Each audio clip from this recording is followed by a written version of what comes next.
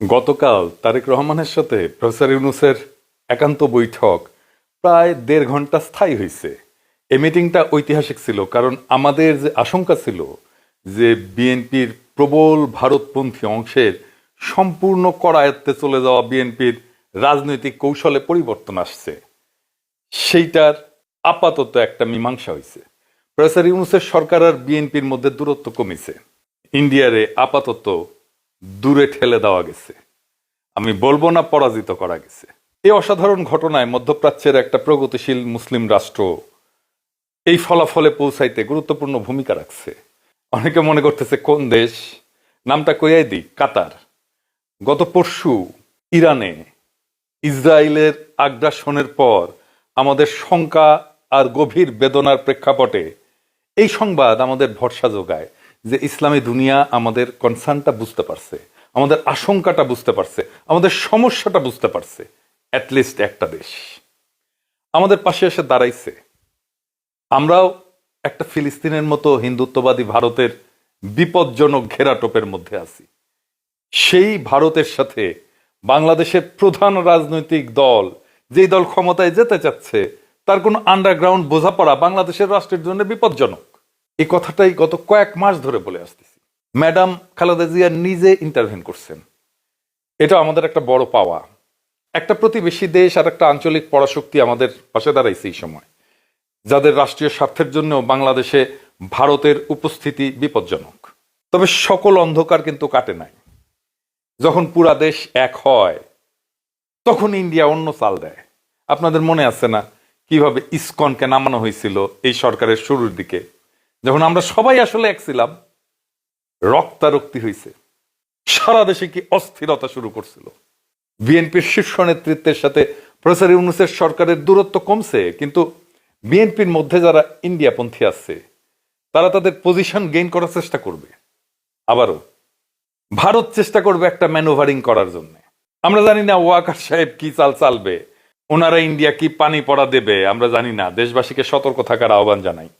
বাংলাদেশে ভারতীয় আধিপত্যবাদের সকল শক্তিকে দুর্বল এবং সম্পূর্ণভাবে পরাভূত করতে না পারা পর্যন্ত আমাদের শান্তি নাই। আমরা আর ভারতের দাসত্ব করব না, কথা ক্লিয়ার। তবে গতকালকে কি কি বিষয়ে আলাপ হয়েছে? মূলত 3টা পয়েন্টে আলাপ হয়েছে। কি সেই পয়েন্টগুলা? 1 নাম্বার পয়েন্ট, অন্তর্বর্তীকালীন সরকার গঠনের আগে ডক্টর মোহাম্মদ ইউনূস 8ই আগস্ট দেশে ফিরে ঢাকা আন্তর্জাতিক বিমানবন্দরে বলছিলেন তিনি পুরা জাতিকে ঐক্যবদ্ধ করার কাজ করবেন। এইটা ছিল ফ্যাসিস্টদের বিরুদ্ধে আন্দোলনকারী সকল দল, সকল শক্তি এবং সকল পক্ষকে নিয়ে কাজ করার ঘোষণা। বাংলাদেশে যেন খুনি, জঙ্গি এবং লুটেরাদের সংগঠন আওয়ামী লীগকে আর কখনো কোনো অবস্থাতেই বাংলাদেশে সক্রিয় হতে না দেওয়া হয়।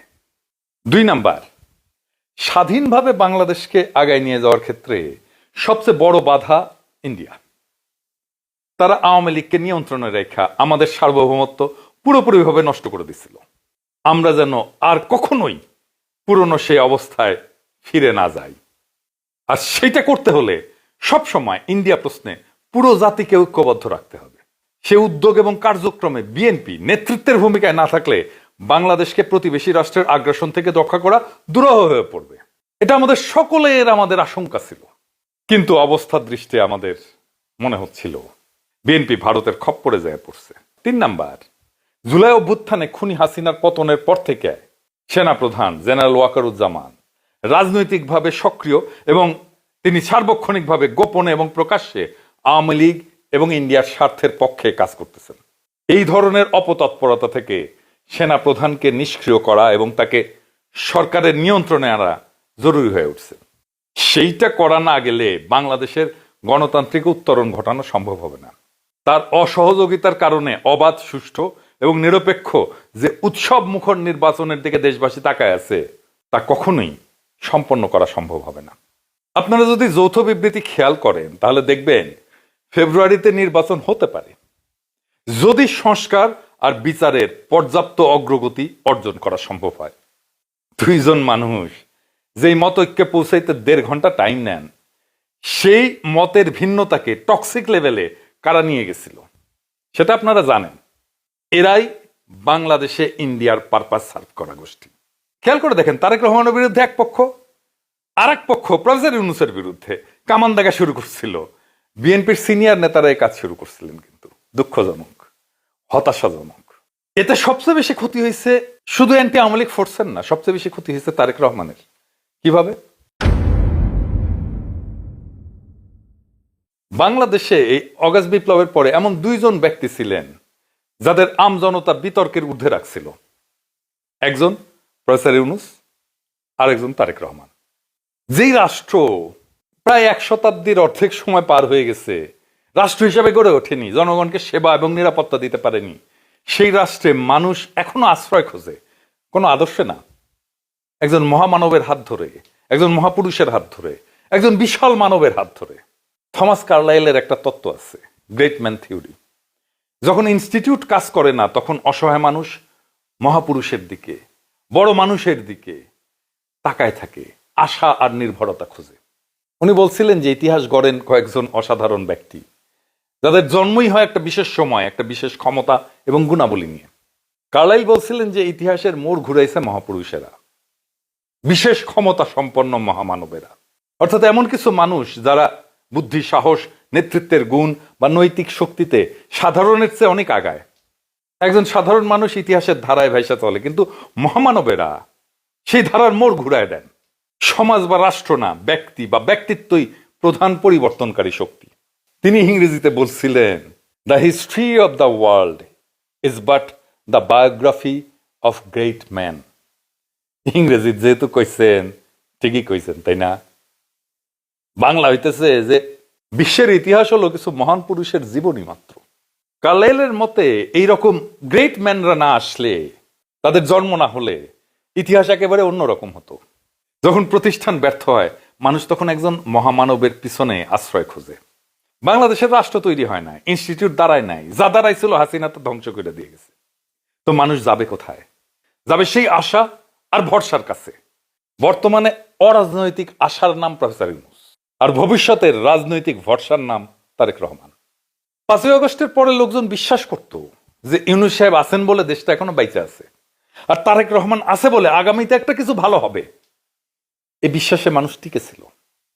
এই বিশ্বাসের মূল্য অনেক, এটা ধ্বংস করে দিচ্ছিল কিছু মানুষ, কিছু শক্তি। কারা? কারা আশা আর ভরসার মধ্যে যুদ্ধ লাগাই দিছিল, আর দুইজনের ইমেজ ড্যামেজ করছে। প্রফেসর ইউনূসের শেষ সময়, উনি আর কর্মক্ষম থাকবেন কতদিন? উনি অনেকদিন আমাদের মধ্যে থাকেন, আমরা চাই, কিন্তু বাস্তবতা তো সেটা না। ওনার অনেক বয়স হয়েছে। প্রফেসর ইউনূসকে নিয়ে কি যাচ্ছাতাই কথা বলছে বিএনপির নেতারা, শীর্ষ নেতারা। তাহলে ক্ষতিটা হয়েছে কার? তারেক রহমানের সবচেয়ে বেশি। কারণ তিনি অপেক্ষাকৃত তরুণ এবং তিনি আরো অনেক দিন আমাদের নেতৃত্ব দেবেন। যে সমাজে রাষ্ট্র ব্যর্থ, সেখানে মানুষ এই মহামানব, মহাপুরুষদের খোঁজে। কিন্তু যদি সেই মহামানবরাই ব্যর্থ হয়, তাহলে একদিন সেই বিশ্বাসটাও শেষ হয়ে যায়। তখন সমাজ শুধু রাষ্ট্রহীন না, আশা ভরসাহীন হয়ে পড়ে। এই প্ল্যানটা কার? এইটাই ইন্ডিয়ান প্ল্যান, এবং তারা প্রায় সফল হয়ে গেছিল। আল্লাহ বাঁচাইছে, খালেদা জিয়া ইন্টারভেন করছেন। দেখেন, আপনারা হয়তো অনুমান করেন যে বা জানেন যে তারেক রহমানের সাথে আমার ঘনিষ্ঠ যোগাযোগ ছিল, কথা সত্য। আমার সাথে ওনার লাস্ট মিটিং হয়েছে সম্ভবত অক্টোবরে। সেদিন আমি ওনাকে বুঝাইতে ব্যর্থ হয়েছি যে এই যে জায়গাটায় আসতেছে প্রফেসর ইউনূস আর আপনারে সামনাসামনি মুখোমুখি দাঁড় করায় দেওয়ার, ওইখানে যাইতেছে বাংলাদেশ, এবং সেটা বাংলাদেশের জন্য খুব ড্যামেজিং হবে। বিএনপির জন্য তো হবেই। উনি আমার কথা না রাইখা ভুট্টো সাহেবের কথা রাখছিলেন। আমার খারাপ লাগছিল, এই জন্য না যে উনি আমার কথা রাখেন নাই, আমার খারাপ লাগছিল যে বাংলাদেশের পলিটিক্যাল ভরসাকে আমি প্রোটেক্ট করতে পারলাম না। আমি চেষ্টা করছিলাম। ওনার সাথে তো রাজনৈতিক সম্পর্কের বাইরেও আমি ওনাকে পছন্দ করি। আমি ম্যাডামকে অসম্ভব রেসপেক্ট করি। আফটার অল জিয়া পরিবারের প্রতি তো আমাদের সমস্ত জাতির একটা কৃতজ্ঞতা আছে। আমার মনে আছে তারেক রহমান আমাকে বলছিলেন যে দাদা, আপনার একটা রাজনীতি আছে, আমি জানি, আই রেসপেক্ট ইট, এন্ড আমাদেরও একটা আছে, আপনি আপনার রাজনীতিটা করেন, আমাদেরকে আমাদেরটা করতে দেন। আমি থমকে গেছিলাম ওই কথাটা শুনে, কিন্তু আমি ওই সময় থেকে বাংলাদেশের রাজনৈতিক ভরসার কাছ থেকে এই কথা শুনে আমি অরাজনৈতিক আশাকে আঁকড়ায় ধরছিলাম। আপনারা জানেন আমি প্রফেসর ইউনূসের সরকারের শ্যাডো ক্যাবিনেট বানাইছিলাম। সেই শ্যাডো ক্যাবিনেটে যারা আসছিলেন তাদের অনেকেই পরে ক্যাবিনেটেই ঢুকে গেছেন। আমি তীব্র সমালোচনা করতাম প্রফেসর ইউনূসের সরকারের, কারণ আমি মনে করছিলাম যে এটার দরকার আছে। তখন আমি আমার রোল বদলাইলাম। অনেকে বলে কি মন্ত্র দিয়ে গেছে আমারে, আমি কেন সমালোচনা থেকে প্রফেসর ইউনূসের পাশে এসে দাঁড়ালাম। এটাই কারণ ভরসাহীন হইয়া আশারে আঁকড়ায় ধরা ছাড়া তো উপায় নাই। যারা আমাকে ঘনিষ্ঠভাবে ফলো করেন তারা জানেন, খেয়াল করছেন, গতকালের এই যে টার্নিং পয়েন্ট বলতেছে বিএনপি, এই পয়েন্ট নির্মাণে আমি নিরন্তর কাজ করে গেছি। আমি সামান্য হইলেও আমার শক্তি দিয়া কাজ করে গেছি। আমি ইতিহাসের সেই দায়িত্ব পালন করছি। এখন তারেক রহমানের উচিত যারা এই জায়গায় ওনারে ঠেলে দিছিল তাদের থেকে দূরে থাকবেন। আমার কাছে আসার দরকার নাই। আমি সবসময় আপনাদের শুভকামনা করব। দলে ওদের স্পেস দেবেন না, দলে ক্ষতি করবে তারা।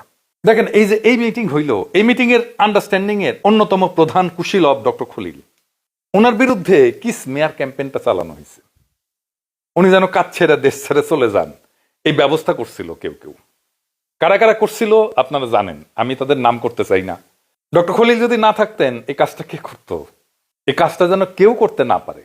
এই কাজটা যা হতে যাচ্ছে, সেই জন্য ঠিকানি ছিল ইন্ডিয়ার কাছ থেকে অনেকেই ইন্ডিয়ার পেছনে কলকাঠি নাড়ছে, চন্দন নন্দী হুক্কা হুয়া করছে, আর এই দিক থেকে ক্যা হুয়া করছে। চিনে রাখেন তাদের, ওদের ব্যবস্থা করতে হবে। এরা বাংলাদেশের শত্রু, ওরা ইন্ডিয়ার লেসপেন্সার, ওরা ইন্ডিয়ার শক্তি। আমি কখনো বিএনপি করিনি, করবো না। বিএনপি ক্ষমতায় গেলে আমি বিএনপির সমালোচনাই করব, অপোনেন্টই থাকবো। কিন্তু আমি বিএনপির শত্রু না, আমি অপোনেন্ট। এইটা মাথায় রেখেন। পলিটিক্যাল অপোনেন্ট আর শত্রুর মধ্যে তফাৎ আছে। আওয়ামী লীগ আমার রাজনৈতিক শত্রু, হিন্দুত্ববাদীরা আমার রাজনৈতিক শত্রু, বামেরা আমার পলিটিক্যাল অপোনেন্ট, শত্রু না। বিএনপি আমার পলিটিক্যাল অপোনেন্ট, শত্রু না। এখন জানতে চাইতে পারেন যে জামাত আপনার কি লাগে, বা এনসিপি কি লাগে, বা এবি পার্টি কি লাগে। আমি বলবো এবি পার্টি এলাই, আমার চিন্তার সাথে তাদের চিন্তা মেলে, এক্সচেঞ্জ হয়। এনসিপি বা জামাত সম্ভাব্য এলাই, এখনো এলাই হয়ে ওঠেনি, এখন এলাই বলতে পারতেছি না। এলাই হওয়ার জন্য আন্ডারস্ট্যান্ডিং এর একটা লেভেলে পৌঁছাইতে হয়। যাই হোক, পরিশেষে আমি চাইবো তারেক রহমান আর প্রফেসর ইউনূস জাতির আশা এবং ভরসা হয়ে থাকেন। যতদিন না আমরা ইনস্টিটিউটগুলো গড়তে পারি, তারেক রহমান এবং প্রফেসর ইউনূসের রাজনৈতিক বোঝাপড়া দীর্ঘজীবী হোক, জাতি আশ্বস্ত হোক, জাতির আশা আর ভরসা একসাথে পথ চলুক। পুরো জাতি আপনাদের পিছনে থাকবে। ইনকিলাব।